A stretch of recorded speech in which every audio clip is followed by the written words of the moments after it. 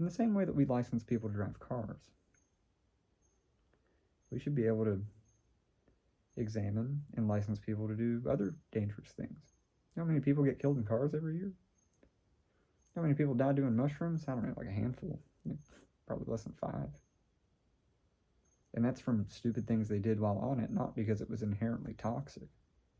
Just an example. Again, may not be true, might be true, don't know, not making any claims.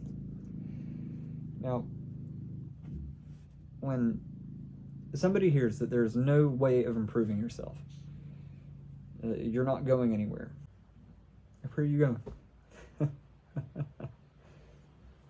We like to say negatively that something has no future. Neither do you. Oh, there's no future in it. Again, what is that? I have never seen it. Somebody's made up idea. I want to reiterate just how dangerous this discovery or idea can be. If you take the egotistical point of view and say, it's my world, you're just living in it, then to me, you have reached a very, very dangerous decision in your brain. It's probably wrong. But if you take the egoless approach at it, I don't know how you'd say that. It is. Or is it? Are we sure? If we are sure, how? And furthermore, like I've said 100 times in this video, what do we mean we? What do we even mean by what? And what do we mean by mean? If anybody can explain that to me, I would be very gracious. It is. I mean, there's nothing more to it than that. It is. I am. You are. It is. Last 2 points there, just for friendly conversation. I know am. You know are. Yo no soy. Usted no eres. Pero lo es. It's very liberating, too liberating. Because you almost feel as though you're in a dream. And you know all the horrible things that you would do in a dream if you knew you were dreaming. You just do whatever. And to be honest, I'm not so entirely sure that that's correct. Maybe we could shorten that to just is. Or isness. Or something. My mouth, I suddenly find them. I'm not making any sense. Or I constantly contradict myself. And this is the difference between the East and the West as far as their spiritual traditions. In our culture, we are plagued with duality. There is always 2 sides, hot, cold, pick one. The Hindus and the Buddhists, and indeed the Taoists and the whatever it is they have in Japan, I can't remember the name. But all of these people know perfectly well that these 2 opposites are always the same coin. And so they, in most of their religions, have a concept known as non-duality. In other words, black and white go together. It's like hot and cold, up and down, front and back. Now, if you stand up and you say, oh my God, I've discovered that I'm that. In this culture, somebody will lock you up in a nut house in a heartbeat.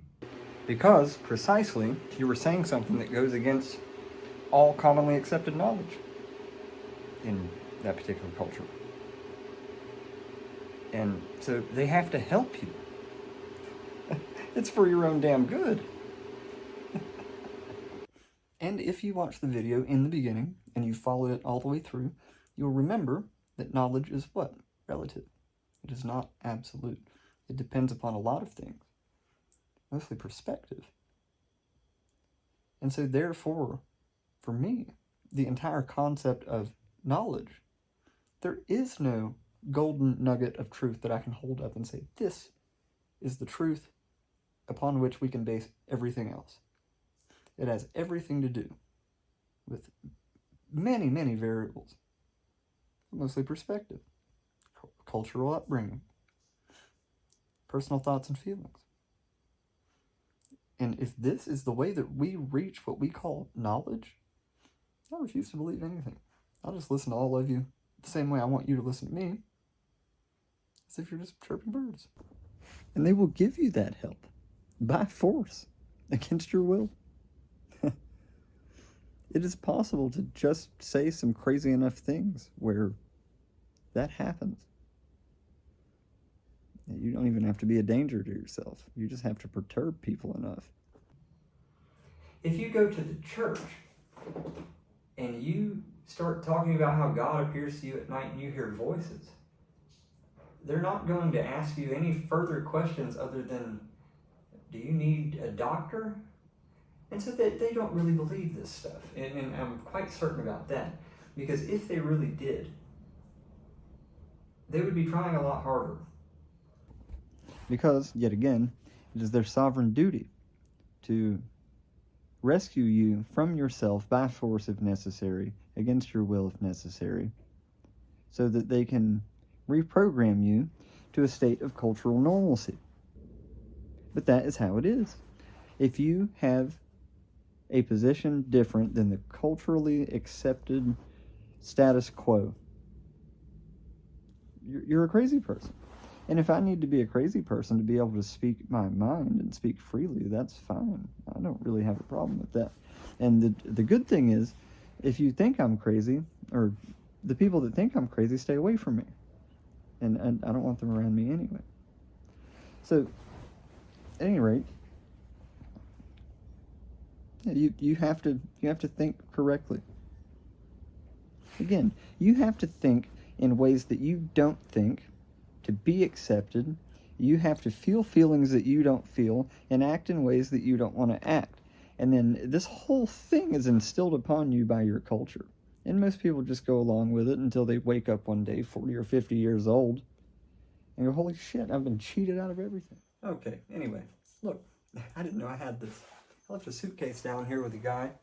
I fully expected to lose everything in it, but he wound up being a good guy and returned it to me. So, anyway, this is one of my old company t-shirts back when I ran my mushroom farm. I don't know if you guys can see that. I don't want to squat free too much. Anyway, if you have one, you are a true OG, please let me know in the comments. If we go back to our whiteboard, I know, sorry. I think it would be fun to conceptualize Steve and Spirit Lizard and their perspectives. Let's give it a look.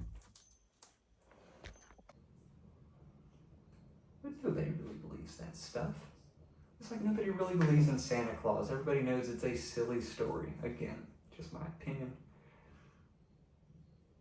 I think the original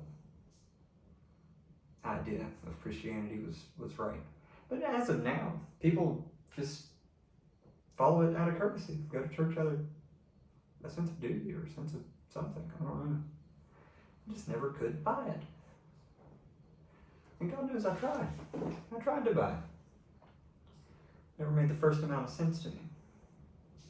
But I will say, after having recorded this video and seeing all the times that I contradicted myself, I'm a little more permissive with the contradictions that exist in the Bible. And I've read most of it. It's one hell of a gory story. I don't know if you guys have. It's a hard read. It's like reading Shakespeare.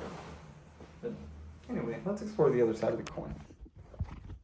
Personally, I do not involve myself in discussions about the Bible with Christian people, most of them. Because nearly all of them have never taken the time to read it.